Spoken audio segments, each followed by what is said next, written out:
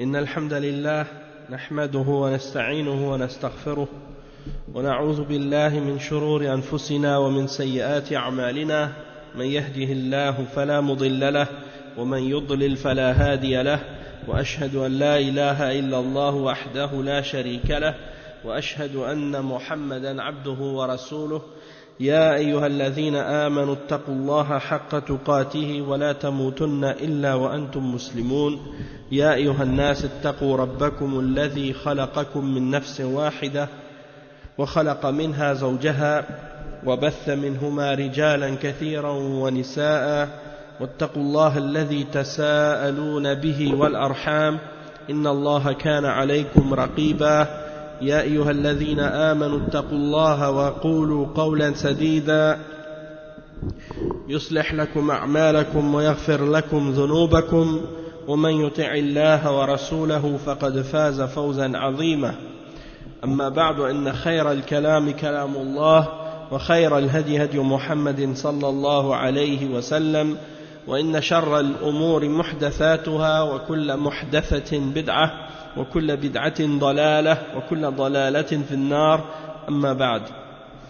On commence donc aujourd'hui le cours numéro 76 dans l'explication du livre Kitab al-Kaba'ir, le livre écrit par le Cheikh Mohammed ibn Abdul Wahhab avec les commentaires et les explications de Cheikh Salih al-Fawzan hafidhahullah ta'ala. Et donc le Cheikh Mohammed rahimahullah, il fait maintenant le chapitre il a écrit le chapitre maintenant qu'on va lire aujourd'hui, qui s'intitule Babun Ta'atul Umara, c'est-à-dire le chapitre au sujet de l'obéissance aux dirigeants et l'explication que le fait de désobéir aux dirigeants dans le bien, c'est parmi les kaba'ir, ça fait partie des grands péchés. Et le cheikh, à ce sujet-là, il mentionne des versets dans le Coran. Il a cité deux versets. Le premier, وَقَوْلُ اللَّهِ تَعَالَى يَا أَيُّهَا الَّذِينَ آمَنُوا أَطِيعُوا اللَّهَ وَأَطِيعُوا الرَّسُولَ وَأُولِي الْأَمْرِ مِنكُمْ وَقَوْلُهُ تَعَالَى فَاتَّقُوا اللَّهَ مَا اسْتَطَعْتُمْ. Donc le premier verset qui est le verset 59 dans Surat An-Nisa, dans lequel Allah subhanahu wa ta'ala dit ce qui signifie: ô vous qui avez cru, obéissez à Allah, obéissez à son messager et à ceux d'entre vous qui détiennent le commandement. Et le verset suivant qui est le verset 16 dans Surat At-Taghabun, qui signifie: et craignez Allah comme vous le plus que vous pouvez, craignez Allah comme vous le pouvez ou comme vous en êtes capable. Et le cheikh il explique cela en disant, Cheikh Al-Fawzan, il dit: من المقطوع به أن الإنسان لا يستطيع أن يعيش منفردا بل لا بد أن يجتمع مع بني جنسه فالإنسان مدني بطبعه من أجل التعاون وتحقيق مصالحه الدينية والدنيوية. Donc on va commencer par traduire cette partie-là. Le cheikh explique que c'est une chose qui est certaine, que l'être humain n'est pas capable de vivre tout seul. Un être humain n'est pas capable de vivre tout seul. Il faut qu'il ait des gens avec qui il se réunisse, des gens avec qui il se réunisse pour pouvoir justement s'entraider avec eux et arriver à réaliser les bienfaits et les intérêts de la vie d'ici-bas et de la religion, parce que l'être humain est naturellement social. L'être humain, par sa nature, il est un être social. Et il dit: وَلَمَّا كَانَ الْأَمْرُ كَذَلِكَ وَالنَّاسُ يَجْتَمِعُونَ فِي قَرْيَةٍ أو مدينة أو أي تجمع فإنه لا بد أن يحصل الاختلاف أن يحصل اختلاف واعتداء من بعضهم على بعض كالاعتداء على النفس أو المال أو العرض، وهذه هي طبيعة البشر، فالإنسان من طبيعته الظلم كما قال الله تعالى إنه كان ظلوما جهولا. Donc le cheikh explique que, étant donné que les gens, quand ils se réunissent, soit dans un village, ou dans une ville, ou dans n'importe quel rassemblement, c'est normal qu'il va y avoir des divergences. C'est normal qu'il va y avoir parfois de la transgression. de la part de certains contre d'autres. Et soit que ce sera une transgression contre la personne, c'est-à-dire contre sa vie, contre ses biens ou contre son honneur, parce que ça c'est quelque chose qui fait partie de la nature de l'être humain. Et l'être humain,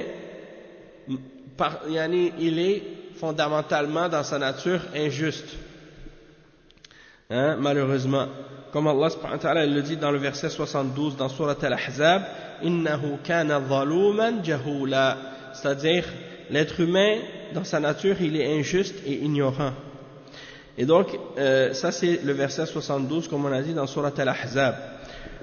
Ensuite le cheikh il dit kana la budda mimman yahkumu baynahum أو أن فكان لا بد ممن يحكم بينهم حاكم يمنع الظلم ويرد الظالم وينصر المظلوم فكان لا بد من الرجوع إلى الحاكم ليفصل بينهم ويتولى شؤونهم وهذا الحاكم هو السلطان وهو ولي الأمر. Donc le cheikh explique que l'être humain, étant donné qu'il y aura de l'injustice, il faut qu'il y ait un juge qui va empêcher l'injustice, que lorsque la personne injuste fait de l'injustice à l'autre, eh bien, elle va pouvoir repousser l'injuste et défendre l'opprimé, celui qui a été opprimé. Et donc, il faut absolument qu'il y ait un dirigeant vers lequel on retourne pour qu'il puisse trancher entre les gens dans toutes leurs affaires. Et ce juge-là, c'est le dirigeant, c'est le responsable des musulmans, des affaires des musulmans. Et il dit وَلَمَّا كَانَتْ لَا تَحْصُلْ إِقَامَةُ السُّلْطَانِ إِلَّا بِالسَّمْعِ وَالطَّاعَةِ لَهُ فلذلك أمر سبحانه وتعالى بالسمع والطاعة لولاة الأمور فقال سبحانه وتعالى يا أيها الذين آمنوا أطيعوا الله وأطيعوا الرسول وأولي الأمر منكم فإن تنازعتم في شيء فردوه إلى الله والرسول إن كنتم تؤمنون بالله واليوم الآخر ذلك خير وأحسن تأويلا. Donc le cheikh il dit que il ne peut pas y avoir l'établissement d'une autorité ou d'un dirigeant excepté s'il y a une écoute et une obéissance à ce dirigeant-là. C'est-à-dire que si un dirigeant, tu dis, lui c'est votre dirigeant, mais vous n'êtes ni obligé de l'écouter, ni de lui obéir, alors dans ce cas-là, il ne sert à rien ce dirigeant-là, et il n'est pas réellement le dirigeant. Le dirigeant, s'il n'est pas écouté dans ses ordres, et obéi dans ses ordres, alors dans ce cas-là, c'est pas vraiment un dirigeant dans ce cas-là. Et c'est pour ça que le fait d'établir une autorité et un pouvoir, eh bien, c'est relié directement à l'écoute et à l'obéissance de ce dirigeant-là. Et le cheikh, il dit, comme Allah, il mentionne le verset dans le Coran, le verset 59, Surat An-Nisa, Ya ayyuhalladhina amanu ati'u Allah wa ati'u ar-rasul wa ulil amri minkum fa in tanaza'tum fi shay'in farudduhu ila Allah wa ar-rasul in kuntum tu'minuna billahi wal yawmil akhir ذلك خير وأحسن تأويلا. فأمر الله سبحانه وتعالى بطاعة ولاة الأمور بعد طاعة الله وطاعة رسوله صلى الله عليه وسلم. والمصدر الذي يحتكمون إليه كتاب الله وسنة رسوله صلى الله عليه وسلم لقوله تعالى فإن تنازعتم في شيء فردوه إلى الله والرسول. والمرجع كتاب الله وسنة رسوله الكريم. والمنفذ هو السلطان ولا يتم ذلك إلا بالسمع والطاعة والانقياد له. Donc le cheikh il explique le verset dans lequel Allah subhanahu wa ta'ala dit ô vous qui avez cru, obéissez à Allah, obéissez à son messager, et à ceux d'entre vous qui détiennent le commandement, et si vous divergez en quoi que ce soit, ramenez-le à Allah et à son messager. Si vous réellement vous croyez en Allah et au jour dernier, ce sera meilleur pour vous et d'une meilleure conclusion. Et donc, ça veut dire que Allah subhanahu wa ta'ala, dans ce verset, il nous ordonne d'obéir à ceux qui détiennent le commandement après avoir obéi à Allah et à son messager. Et donc, la référence ou la source vers laquelle on retourne pour juger, c'est le livre d'Allah et la sunna du messager sallallahu alayhi wa sallam, puisque dans le verset Allah subhanahu wa ta'ala nous dit, et si vous divergez en quoi que ce soit, ramenez-le à Allah et à son messager. Donc notre référence pour juger, c'est le livre d'Allah et la sunna du messager sallallahu alayhi wa sallam. Tandis que celui qui exécute le jugement, ça c'est le dirigeant. Et donc cela ne peut pas être établi excepté avec l'écoute et l'obéissance et la soumission à ce dirigeant-là. Et il dit وَلِذَلِكَ نَهَى اللَّهُ تَعَالَى وَرَسُولُهُ صلى الله عليه وسلم عن مخالفة ولاة الأمور ما داموا مستقيمين على طاعة الله ورسوله لذلك لا تجوز معصيتهم ولا الخروج عليهم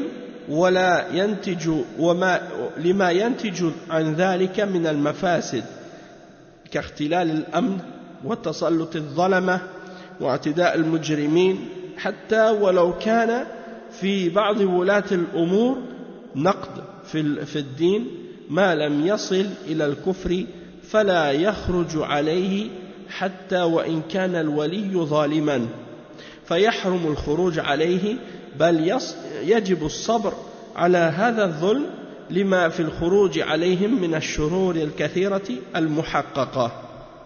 Donc on va traduire cette partie. Le cheikh il dit c'est pour cette raison que le messager d'Allah sallallahu alayhi wa sallam a interdit de désobéir, Allah et son messager ont interdit de contredire et de désobéir aux dirigeants tant qu'ils sont droits sur l'obéissance d'Allah et de son messager. Et c'est pour cette raison qu'il n'est pas permis de désobéir aux dirigeants ni de sortir contre eux, c'est-à-dire de se rebeller contre eux, à cause des conséquences négatives qui découlent du fait de se révolter ou de se rebeller contre eux. Et parmi les conséquences négatives que le cheikh a mentionnées, le fait qu'il y a une perte de la sécurité, lorsque les gens se révoltent contre le dirigeant dans la société, après, eh bien, les gens n'ont plus de sécurité, parce qu'il y aura plus d'armée, il y aura plus de police, tout va être en désordre.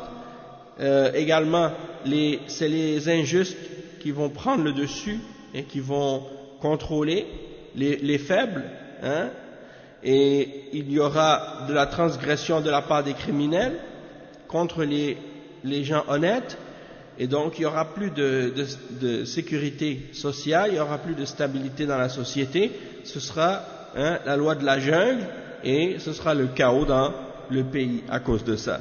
Après le cheikh il dit حتى ولو كان في بعض ولاة الأمور نقص, donc même s'il y a certaines faiblesses ou certains manquements sur le plan de la religion chez certains dirigeants, tant que cette défaillance ou ce problème chez ce dirigeant-là n'atteint pas le degré de la mécréance, il n'est pas permis de se révolter contre lui et de sortir contre lui, même si ce dirigeant-là est injuste.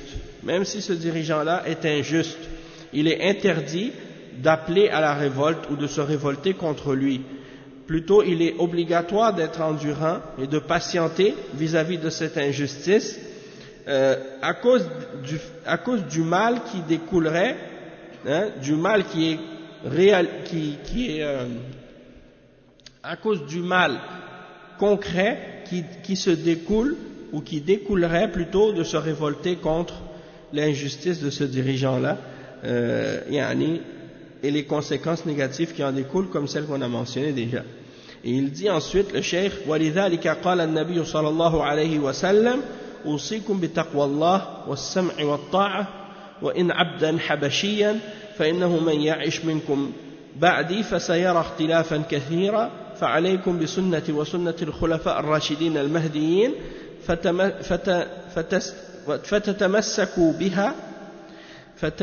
فتتمسكوا بها وعضوا عليها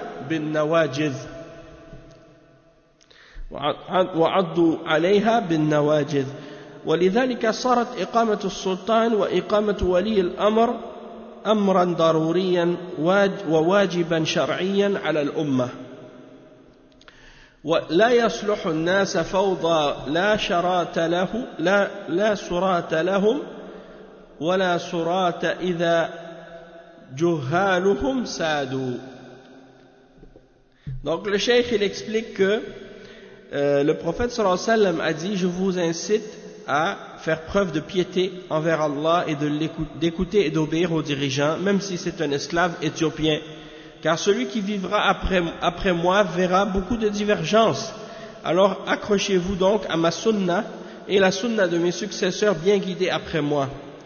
Alors cramponnez-vous à celle-ci et mordez dedans avec vos molaires. Et donc c'est pour cette raison que d'établir l'autorité du dirigeant et d'établir un dirigeant, c'est une chose nécessaire, obligatoire selon les principes de la révélation, et c'est une responsabilité donc pour la Ummah de l'établir. Et le cheikh explique que, il cite un vers de poésie qui mentionne que les hommes, lorsqu'ils n'ont pas un dirigeant, eh bien c'est le chaos qui prend le dessus et les ignorants qui règnent, qui vont prendre le contrôle. Allah al-Musta'an. Et ensuite le cheikh il dit: فلا بد من إقامة الحكم وإقامة السلطان لما يزع الله به من الشرور ويدفع به من الفتن. لذلك يقول عثمان أمير المؤمنين رضي الله عنه: إن الله يزع بالسلطان ما لا يزع بالقرآن، يعني يدفع بالسلطان ما لا يدفع بالقرآن، فالقرآن يحتاج إلى من ينفذه، فمنصب السلطان منصب عظيم لا بد منه، فهو جنة حصينة تتقى به الشرور، ولذلك لا يجوز للمسلمين أن يبقوا بدون سلطان ولو لوقت قصير. ولما مات النبي صلى الله عليه وسلم لم يشتغلوا بتجهيزه من تغسيله وتكفينه والصلاة عليه ودفنه حتى نصبوا ولي الأمر، وبايعوا أبا بكر خليفة بعد رسول الله صلى الله عليه وسلم، لعلمهم أنه لا يجوز أن يمر وقت دون وجود إمام. Donc le cheikh il dit que il faut absolument établir le pouvoir et le dirigeant, et Allah subhanahu wa ta'ala il repousse le mal, il repousse le mal par ce dirigeant, il repousse les tribulations et les problèmes également par ce dirigeant-là. Et on voit la parole de Uthman, Amir al-Mu'minin radiyallahu anhu, lorsqu'il dit Allah subhanahu wa ta'ala repousse par le dirigeant ce qu'il ne repousse pas par le Coran. C'est-à-dire que Allah subhanahu wa ta'ala par le Coran il repousse des choses, mais le Coran a besoin de quelqu'un pour le mettre en exécution et pour le mettre en application. Et c'est pour cette raison donc que ce qu'il ne repousse pas par le Coran, il le repousse par le dirigeant. Et c'est le dirigeant qui met le Coran en application et qui exécute les règles du Coran sur les serviteurs d'Allah. Et donc c'est un statut, c'est une position très très importante dans la religion de l'islam, et c'est quelque chose qui est nécessaire et dont on ne peut pas se passer du dirigeant. Et c'est comme un bouclier derrière lequel on se préserve de toutes sortes de choses qui sont mauvaises. Et c'est pour cette raison qu'il n'est pas permis pour les musulmans qu'ils restent sans un dirigeant. Même si c'est une petite période, même si c'est un temps très court. Lorsque le prophète sallallahu alayhi wa sallam est mort, les musulmans ne se sont pas tout de suite préoccupés de préparer ses funérailles et de laver son corps et de l'embaumer et de faire la prière sur lui pour l'enterrer par la suite. Ils ont commencé par le fait d'établir un successeur, un dirigeant, et ils ont donné l'allégeance à Abu Bakr radiyallahu anhu, qui est devenu le khalifa, le successeur après le messager d'Allah sallallahu alayhi wa sallam, car ils savent qu'il n'est pas permis qu'un temps passe sans qu'il y ait un dirigeant pour les musulmans. Il dit وأما قوله تعالى يا أيها الذين آمنوا أطيعوا الله وأطيعوا الرسول وأولي الأمر منكم فهذا نداء من الله إلى الذين يؤمنون بالله ورسوله صلى الله عليه وسلم لأنهم يستمعون لنداء الله وقد أمرهم بثلاثة أوامر. الأمر الأول إطاعة الله بامتثال أوامره واجتناب نواهيه لما في ذلك من العبودية لله والمصلحة للناس. الأمر الثاني يعني إطاعة الرسول صلى الله عليه وسلم لأنه مبلغ عن الله تعالى من يطع الرسول فقد أطاع الله. وقال تعالى وما أرسلنا من رسول إلا ليطاع بإذن الله. وقد ذكر الله ما في طاعة الرسول صلى الله عليه وسلم من الفوائد ومنها الهداية والرحمة. والأمر الثالث وهي طاعة ولاة الأمور المسلمين فإنه تجب طاعتهم ما لم تكن في معصية فإذا أمروا بمعصية فلا طاعة لهم فيها ويطاعون فيما عداها. Donc le cheikh il dit que la parole d'Allah subhanahu wa ta'ala lorsque il dit ô vous qui avez cru obéissez à Allah, obéissez aux messagers et à ceux d'entre vous qui détiennent le commandement, ça c'est un appel de la part d'Allah subhanahu wa ta'ala pour les croyants, ceux qui croient en Allah et en son messager, parce qu'ils entendent l'appel d'Allah. Et Allah subhanahu wa ta'ala leur a ordonné dans ce verset trois choses. La première, d'obéir à Allah. D'obéir à Allah en mettant en application ses ordres et en s'écartant de ses interdictions. Et à cause de ce qu'il y a dans cela comme soumission et adoration à Allah subhanahu wa ta'ala et un bienfait aussi pour les hommes. Donc quand tu obéis aux dirigeants, ça veut dire que tu obéis à Allah et à son messager. Et par conséquent, tu obéis à Allah, donc tu adores Allah subhanahu wa ta'ala. C'est une adoration et il y a un bienfait pour les hommes là-dedans en même temps. Le premier ordre donc c'est d'obéir à Allah, de faire ce qu'il ordonne et de s'écarter de ce qu'il interdit. La deuxième c'est d'obéir au messager. Et la raison pour laquelle on est ordonné d'obéir au messager, c'est parce que le messager, il est le transmetteur de la parole d'Allah. C'est lui qui est venu pour transmettre le message d'Allah subhanahu wa ta'ala. Et donc, Allah subhanahu wa ta'ala dit dans le verset 80, dans Surat An-Nisa, il dit وَمَنْ يُطِعِ الرَّسُولِ فَقَدْ أَطَاعَ اللَّهِ. Celui qui obéit au messager, il a certes obéi à Allah. Pourquoi? Parce que le messager, il ne fait que ordonner ce que Allah a révélé. Donc, celui qui lui obéit, il obéit à Allah automatiquement. Et le verset 64, Allah subhanahu wa ta'ala dit ce qui signifie et nous n'avons envoyé de messager excepté pour qu'il soit obéi par la permission d'Allah. Et donc, le cheikh il explique que il y a également, Allah subhanahu wa ta'ala a mentionné également ce qu'il y a comme bienfait dans le fait d'obéir au messager, et parmi les bienfaits mentionnés, il y a le fait que c'est une guidance et que c'est une miséricorde. Et le troisième point, c'est l'obéissance aux dirigeants, ceux qui sont responsables des musulmans, et il est obligatoire de leur obéir tant qu'ils n'ont pas ordonné de faire un péché. Mais s'ils ordonnent de faire un péché, dans ce cas-là, on n'a pas le droit de leur obéir dans le péché en question, mais on continue quand même à leur obéir dans le reste des choses qu'ils ordonnent, qui ne sont pas interdites et qui ne rentrent pas dans le péché. Ensuite, le cheikh il dit وَقَوْلُهُ وَأُولِي الْأَمْرِ مِنْكُمْ يدخل العلماء في هذا فمن الناحية السياسية طاعة الولاة ومن الناحية العلمية طاعة العلماء فلا بد أن يطاع ولاة الأمور من الأمراء والعلماء فتتكامل بطاعة الله ورسوله وأولي الأمر الحياة السعيدة وتتكامل بها مصالح البشر ومنافع الناس. Donc le cheikh il explique que l'obéissance aux dirigeants inclut également l'obéissance aux ulama, c'est-à-dire l'obéissance aux savants de l'islam, parce qu'ils font aussi, eux aussi, ils font partie des responsables de cette umma. Et donc, sur le plan politique, les gens doivent obéir à leurs dirigeants, et sur le plan scientifique, c'est-à-dire par rapport à la connaissance de la religion, ils doivent obéir aux ulama, parce que les ulama, c'est eux qui vont leur expliquer les verdicts d'Allah subhanahu wa ta'ala.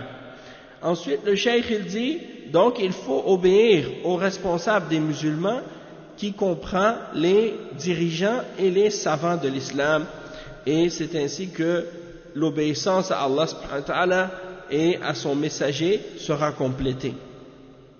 En obéissant aux responsables de la vie d'ici-bas pour avoir une vie heureuse, et pour compléter également les bienfaits de l'humanité et dans tout ce qui est profitable et bénéfique pour les hommes. Et il dit وَأَمَّا قَوْلُهُ تَعَالَى فَاتَّقُوا اللَّهَ مَا اسْتَطَعْتُمْ أي اجعلوا بينكم وبين الله وقاية تقيكم من عذابه وذلك بفعل أوامره وترك نواهيه وتقوى الله تكون بحسب الاستطاعة. قال تعالى لا يكلف الله نفسا إلا وسعها أي ما تستطيع فإن عجزت عن شيء فإن الله لا يكلف العبد فوق طاقته.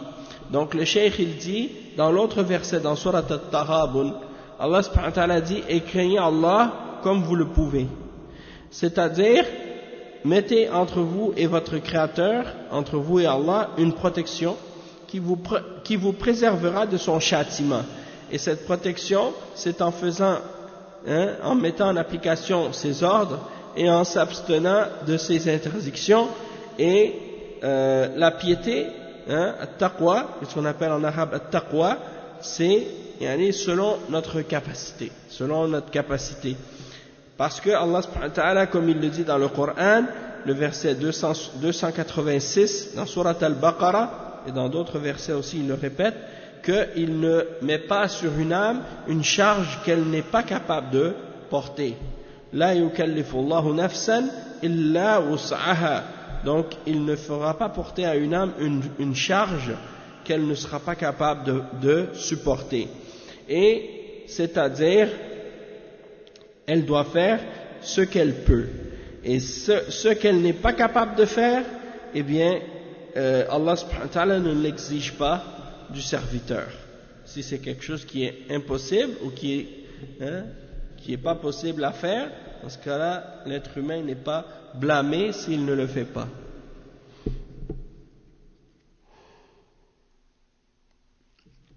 Ensuite, le cheikh Mohammed ibn Abdul Wahhab, rahimahullah, il a cité un hadith. Et le hadith, il est rapporté par Abu Daoud, par An-Nasa'i et par également l'imam Ahmad dans sa Musnad. C'est le hadith rapporté selon Mu'adh ibn Jabal, radiyallahu anhu. Il dit, marfou'an, il dit que le messager d'Allah sallallahu alayhi wa sallam a dit, al-ghazwu ghazwan. فأما من ابتغى به وجه الله وأطاع الإمام وأنفق الكريمة وياسر الشريك واجتنب الفساد فإن نومه ونبهته أجر كله. وأما من غزا فخرا ورياء وسمعة وعصى الإمام وأفسد في الناس فإنه لن يرجع بالكفاف. Rawahu Abu Daoud wa Nasa'i. Le cheikh il dit, on va traduire ce hadith, il cite ce hadith, ça signifie quoi? Que la bataille, elle est de deux formes, ou deux catégories. Et il parle ici de la bataille qu'on fait dans l'islam pour le sentier d'Allah. Donc c'est de deux catégories. La première, c'est celui qui le fait pour rechercher le visage d'Allah, par sincérité pour Allah. Et il obéit aux dirigeants. Et il dépense de ce qu'il a de meilleur. Et il est facile dans le sens qu'il est flexible avec son partenaire. quand il a un associé ou un partenaire dans quelque chose, dans le commerce ou dans des choses comme ça, il va être facile avec lui, il ne va pas être compliqué. Puis il va également s'écarter du désordre et de la corruption. Alors dans ce cas-là, tout ce qu'il fait, son sommeil, son éveil, dans tout ça il aura une récompense.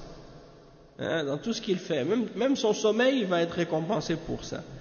Tandis que celui qui combat, ou qui part au combat par fierté, par ostentation, pour se faire entendre et se faire voir, et qui désobéit aux dirigeants, et qui fait du désordre sur la terre, il ne reviendra pas avec lan yarji' bil kafaf. Ce avec quoi il revient ne sera pas suffisant il ne va pas considérer ça suffisant pour lui. On va lire l'explication de ça dans les propos de Cheikh Al-Fawzan lorsqu'on va arriver à cet endroit-là, à la fin du hadith. Il dit, le Cheikh Al-Fawzan en expliquant ce hadith, قوله صلى الله عليه وسلم في حديث معاذ الغزو غزوان. الغزو هو الخروج للجهاد في سبيل الله لإعلاء كلمته، وهو غزو الكفار والمفسدين في الأرض لأجل إزالة ضررهم، وهذا من صلاحية الإمام، فلا يقوم غزو ولا جهاد بدون الرجوع إلى ولي الأمر، فالولي هو الذي يأمر به وينظمه، وهو الذي ينظر في أحوال المسلمين هل يستطيعون الجهاد أم لا. Donc le cheikh il explique que al-ghazwu, ghazwan, quand le prophète sallallahu alayhi wa sallam a dit ça, al-ghazwu en arabe c'est, ou bien dans la religion, c'est le fait de sortir en expédition dans le sentier d'Allah pour élever la parole d'Allah.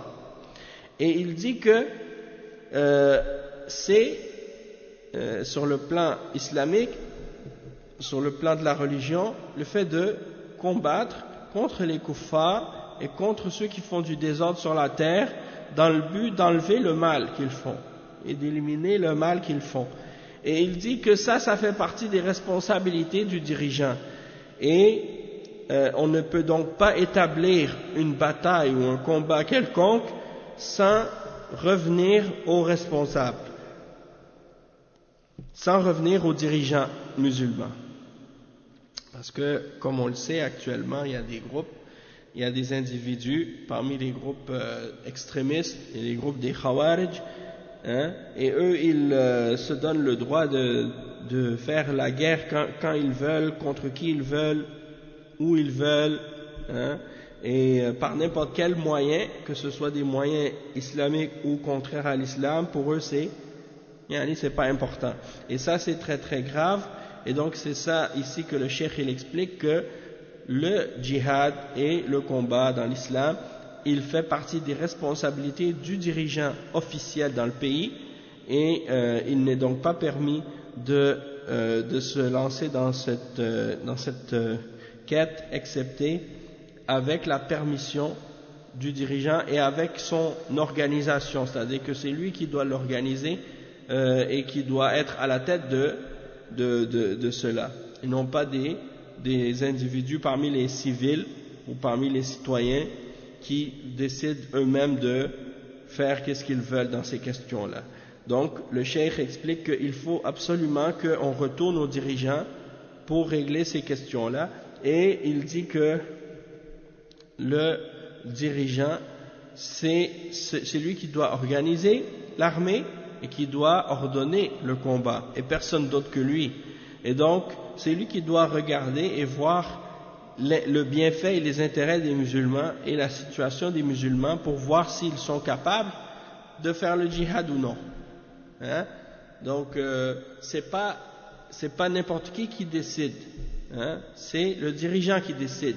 Et si lui, il observe la situation des musulmans, il regarde les armes qu'ils possèdent, il regarde l'armée, la quantité de combattants qu'il y a dans l'armée et les moyens qu'ils possèdent et tout, et qu'il décide et il voit ça et il dit on n'a pas la capacité, on n'est pas capable d'affronter un ennemi quelconque, dans ce cas-là, on est obligé de s'abstenir et d'écouter d'écouter aux dirigeants et de s'abstenir de combattre comme le dirigeant l'a décidé.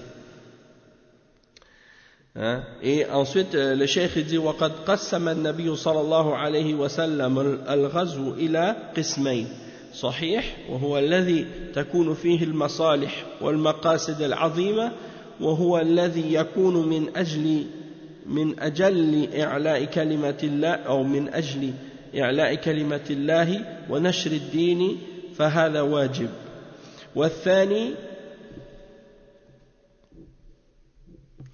والثاني غزو يراد به الرياء والسمعة أو الطمع في الدنيا وهذا محرم ولهذا سئل النبي صلى الله عليه وسلم عن الرجل يقاتل شجاعة وحمية والرجل يقاتل ليرى مكانه أو ليرى مكانه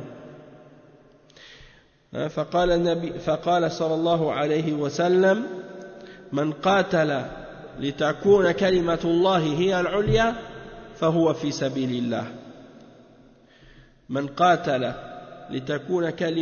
لتكون كلمة الله هي العليا فهو في سبيل الله وما عداه فإنه في سبيل ما قصده وما أراده ولهذا قال صلى الله عليه وسلم إنما الأعمال بالنيات وإنما لكل امرئ ما نوى فليست العبرة بالمظاهر ولكن العبرة بالنيات والمقاصد ولا يعلم النيات والمقاصد إلا الله سبحانه وتعالى فهو الذي يعلمهما أو يعلمهما ويجازي عليهما ومحل الشاهد من الحديث قوله وأما من ابتغى به وجه الله وأطاع الإمام فلا بد من طاعة الإمام في الجهاد فإن المصنف استدل للباب بهذا الحديث. Donc le cheikh il explique que le cheikh Mohammed ibn Abdul Wahhab il a divisé le djihad ou le combat en deux catégories. La première c'est le djihad qui est correct, qui est fait selon les règles et c'est celui qui est établi dans le but de ramener les intérêts et d'atteindre des objectifs qui sont très importants. Et c'est celui-là qui est dans le fait dans le but d'élever la parole d'Allah et de propager la religion. C'est ça qui est obligatoire. La deuxième catégorie, c'est le combat qui est fait dans le but de se faire voir ou de se faire entendre, de faire parler de soi ou de se faire voir des gens, d'être glorifié par les gens pour notre courage, pour notre force, ou bien pour obtenir un bienfait de la dunya, quelque chose de la dunya qu'on désire. Et ça, tout ça c'est haram. Tout ça c'est haram. De combattre pour ça, c'est haram. La seule chose pour laquelle le croyant doit combattre, c'est pour élever la parole d'Allah. Et on a posé la question justement au messager d'Allah sallallahu alayhi wa sallam à propos de l'homme qui combat par courage ou par fierté, ou bien qui combat pour que les gens voient sa situation et sa force. Les gens, ils veulent se battre pour que les gens disent « Ah, lui, il est fort, il est courageux, il n'a pas peur. » Et le prophète sallallahu alayhi wa sallam a dit « Celui qui combat pour que la parole d'Allah soit la plus haute, alors c'est lui qui est dans le sentier d'Allah. » C'est-à-dire c'est lui qui combat réellement pour Allah subhanahu wa ta'ala dans son sentier. Et il dit ensuite « وَمَا عَدَاهُ » les autres, ceux qui sont en dehors de celui qui combat pour élever la parole d'Allah, alors ceux-là ils seront considérés selon la raison pour laquelle ils ont combattu, selon leur intention. Comme le prophète sallallahu alayhi wa sallam a dit, les œuvres ne seront jugées que par leur intention et pour chaque personne, il sera récompensé selon ce qu'il a eu comme intention. Et donc, le point à considérer ici, c'est pas les choses apparentes, mais c'est les intentions et les objectifs qui sont à l'intérieur de la personne, et personne ne connaît les intentions et les objectifs excepté Allah subhanahu wa ta'ala. C'est lui qui les connaît et c'est lui qui va récompenser selon cette intention-là. Et donc c'est ça qui est tiré de ce hadith-là. Et il dit, en ce qui concerne la personne qui il dit وَقَوْلُهُ وَأَمَّا مَنِ ابْتَغَى بِهِ وَجْهَ اللَّهِ وَأَطَاعَ الْإِمَامِ. Donc c'est ça le point qu'on a voulu tirer dans ce hadith ici par rapport à ce chapitre, c'est lorsque le prophète sallallahu alayhi wa sallam a dit celui qui recherche le visage d'Allah et qui a obéi aux dirigeants. Donc il dit il faut absolument qu'il y ait une obéissance aux dirigeants dans ce djihad, hein? Et ça c'est la raison pour laquelle le cheikh il a cité ce hadith là, pour que les gens sachent que il faut qu'il y ait obéissance aux dirigeants, et en particulier dans le djihad, ça c'est encore plus important, parce que c'est quelque chose qui fait que si les gens écoutent pas leurs dirigeants, ils vont pas pouvoir avoir une victoire, surtout dans les questions qui ont rapport avec le combat. Ils ne pourront pas se défendre ou protéger contre l'ennemi ou attaquer un ennemi quelconque sans justement écouter et obéir à ce dirigeant-là. Sinon le combat ça va être le chaos. Tout le monde va faire qu'est-ce qu'il veut, ils vont agir n'importe comment, et il n'y aura pas d'harmonie, il n'y aura pas d'ordre. Même vous voyez par exemple dans des sports par exemple d'équipe, même quand il y a des sports d'équipe et il y a une équipe qui joue contre une autre équipe, s'il n'y a pas un chef dans cette équipe, un capitaine, n'importe qui fait n'importe quoi, ou un coach, ils peuvent pas gagner, parce que chacun il va prendre le ballon, il veut faire ce qu'il veut avec. Mais si c'est comme ça pour un sport, alors comment pensez-vous que pour quelque chose comme le combat et l'armée, que c'est pas encore plus important, Il dit وقوله وأنفق الكريمة يعني المال الطيب لا المال الرديء الذي يقل نفعه. قال تعالى ولا تيمموا الخبيث منه تنفقون أو المال المحرم فإنه إذا أراد الإنفاق فعليه أن ينفق من أحسن ما عنده فكلما طابت النفقة بأن كانت من كسب طيب ومال حلال وجيدة النوع كانت أفضل. Donc le cheikh il dit et qu'il dépense de ce qu'il a de meilleur. Quand il donne en sadaqa, il donne ce qui est bon. Il donne pas les biens qu'il a qui sont mauvais ou qui sont pourris ou des choses qui n'ont pas de valeur. Ou les choses qui sont peu bénéfiques ou peu profitables.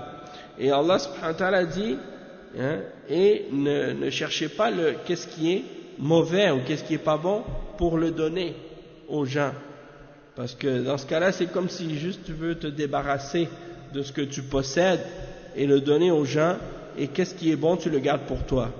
Donc ça c'est pas correct. À la base le croyant il devrait même donner ce qu'il a de mieux et ce qu'il aime le plus pour les autres, comme le prophète sallallahu alayhi wa sallam a dit, nul d'entre vous n'est croyant tant qu'il n'a pas aimé pour son frère ce qu'il aime pour lui-même. Donc ça c'est important. Et il dit, le cheikh, que chaque fois que la chose que tu donnes et la chose que tu dépenses de tes biens, plus elle est bonne, et plus qu'elle est obtenue de manière qui est halal et qui est bonne aussi, et bien dans ce cas-là cette sadaqa va être meilleure, et ce don ou bien cette dépense elle sera encore meilleure en récompense.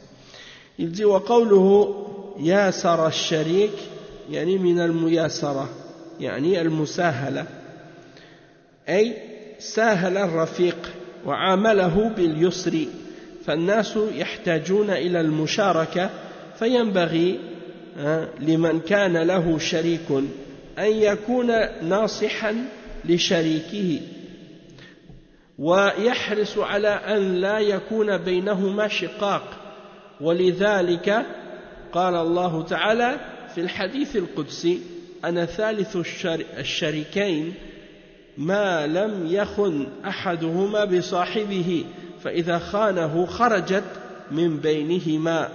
Donc ici le cheikh explique que quand le prophète sallallahu alayhi wa sallam il dit et qu'il soit aisé ou facile dans son comportement envers son partenaire ou son compagnon ou bien plutôt son associé dans qu'est-ce qu'il fait dans son projet ou dans son commerce ou dans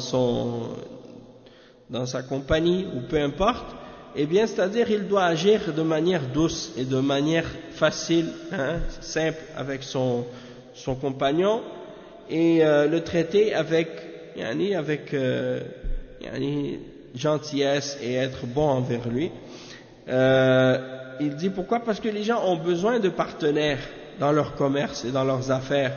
Et donc il faut que celui qui a une compagnie et qui est partenaire avec quelqu'un, il faut qu'il soit sincère. Il faut qu'il soit sincère et il faut qu'il y ait entre les deux de la compréhension. De la compréhension. Et donc il doit faire son possible pour qu'il n'y ait pas de conflit et de dispute entre eux. Et c'est pour ça que Allah subhanahu wa ta'ala il dit dans le hadith Qudsi qui est rapporté par Abu Daoud, Ad-Daraqutni, et c'est un hadith qui est rapporté selon Abi Huraira radiyallahu anhu que le prophète sallallahu alayhi wa sallam a dit, que Allah subhanahu wa ta'ala a dit je suis le troisième des deux partenaires tant que l'un d'entre les deux ne trahisse pas l'autre, parce que si un des deux trahit l'autre, alors moi je me retire d'entre les deux, je me retire d'entre les deux dans ce partenariat, c'est-à-dire je ne vais pas être présent dans ce partenariat et c'est comme si ils sont laissés à eux-mêmes puisqu'ils se font de l'injustice et Allah subhanahu wa ta'ala il n'aime pas l'injustice. Il dit wa qawluhu wajtanib al-fasad al-fasad ضد الصلاح فالغازي أولى بهذا الأمر يعني أن يخلص النية ويقطع ولي الأمر وينفق من أحسن ما عنده وكان قصده الإصلاح لا الفساد فإذا اتصف بهذه الصفات فإنه يؤجر على كل أقواله سواء كان نائما أم مستيقظا أما من كان على النقيض من ذلك فلا غزا لوجه الله وإنما أنه بطل وعصى الإمام وعمل رياء طلبا للمدح والسمع ورجع وقد لزمه الإثم لأن الطاعات إذا لم تقع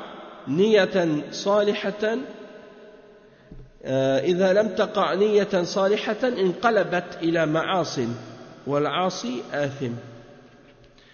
Donc le cheikh il dit ici également de se détourner de la corruption et du désordre qui est le contraire de la réforme et du bien, et celui donc qui part au combat et à la guerre dans le sentier d'Allah, eh bien lui il mérite plus encore d'être dans cette description là, d'être contre le désordre, et donc il doit purifier son intention, obéir aux dirigeants et dépenser de ce que Allah subhanahu wa ta'ala lui donne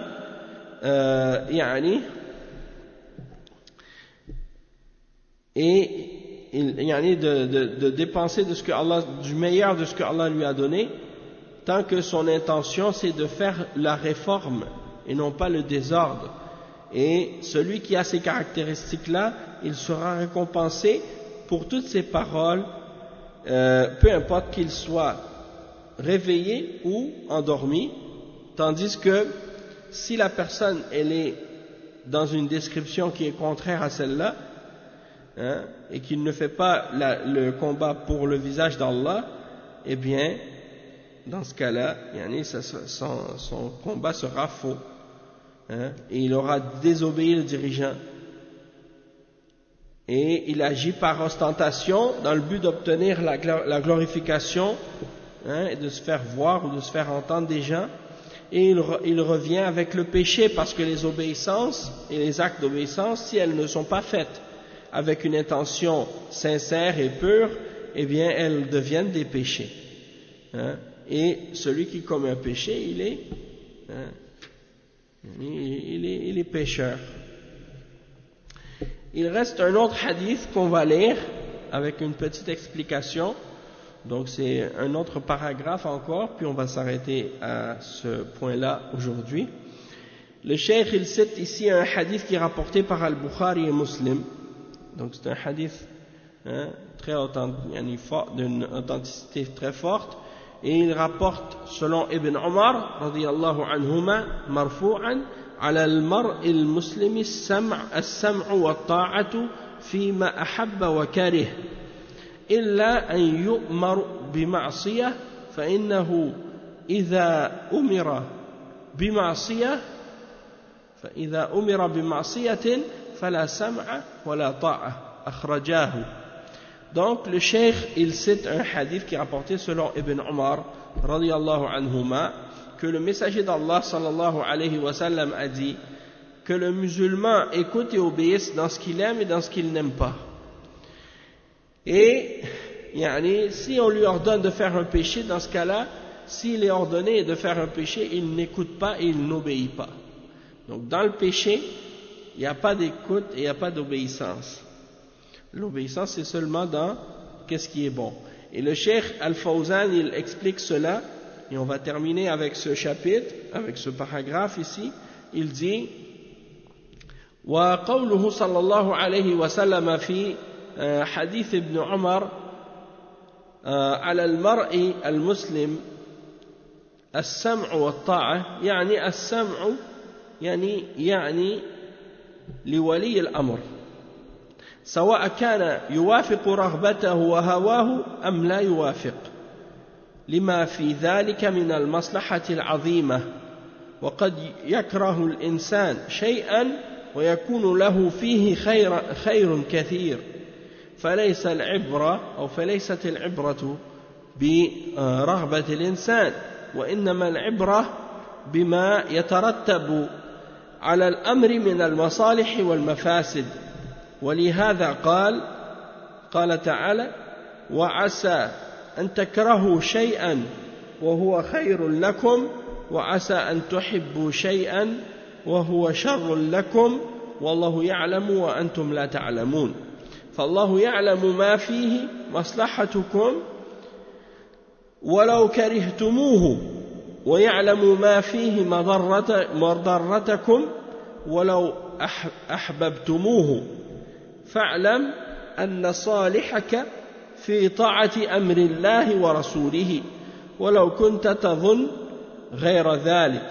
Donc le cheikh il explique que le musulman, la personne doit écouter et obéir, c'est-à-dire qu'il doit écouter et obéir au dirigeant, peu importe que ce que le dirigeant ordonne c'est en accord avec sa passion ou en contradiction avec son désir. Il doit écouter et obéir au dirigeant dans ce qui lui plaît et dans ce qui lui déplaît.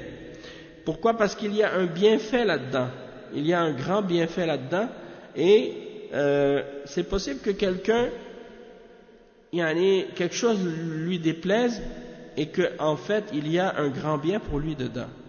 Donc il ne faut pas juste regarder le désir de l'homme et qu'est-ce qu'il a en lui-même, mais il faut voir qu'est-ce qui découle aussi des actions qu'il va faire, qu'est-ce qui va s'en sortir, qu'est-ce qui va en découler. Et donc on regarde ce qui en découle, hein, et ce qu'il y aura comme conséquence dans les bienfaits, dans les méfaits. Donc on ne prend pas seulement le désir de la personne en considération, mais on regarde les conséquences de ça. Et il dit le cheikh que c'est pour cette raison que Allah subhanahu wa ta'ala, il dit dans le verset 216 dans Surat Al-Baqarah, et il se peut que vous détestiez quelque chose alors que c'est un bien pour vous, et il se peut que vous aimiez quelque chose alors que c'est un mal pour vous, et Allah sait et vous ne savez pas. Donc Allah subhanahu wa ta'ala, c'est lui qui connaît où se tient le bienfait pour vous, même si vous le détestez, et il sait où se tient le mal, même si vous l'aimez. Et donc sache que ton bien, il est dans l'obéissance d'Allah et de son messager, même si tu ne le vois pas, même si tu ne vois pas cela, hein, du premier coup. Donc on va s'arrêter ici pour aujourd'hui, Inch'Allah, et on continuera demain, bi'idhnillah, ce cours, hein, la suite du chapitre. Le chapitre suivant, c'est Bab al-Khuruj anil Jama'a. Bab al-Khuruj anil Jama'a. Donc on est dans les derniers chapitres du livre, comme je disais. Il reste encore peut-être une vingtaine de chapitres encore, une vingtaine de titres, Inch'Allah. Donc on va s'arrêter ici pour aujourd'hui. Subhanakallahumma bihamdik, ashhadu an la ilaha illa ant, astaghfiruka wa atubu ilayk, wa sallallahu wa sallam ala nabiyyina Muhammad wa ala alihi wa sahbihi ajma'in. Wassalamu alaykum wa rahmatullahi wa barakatuh.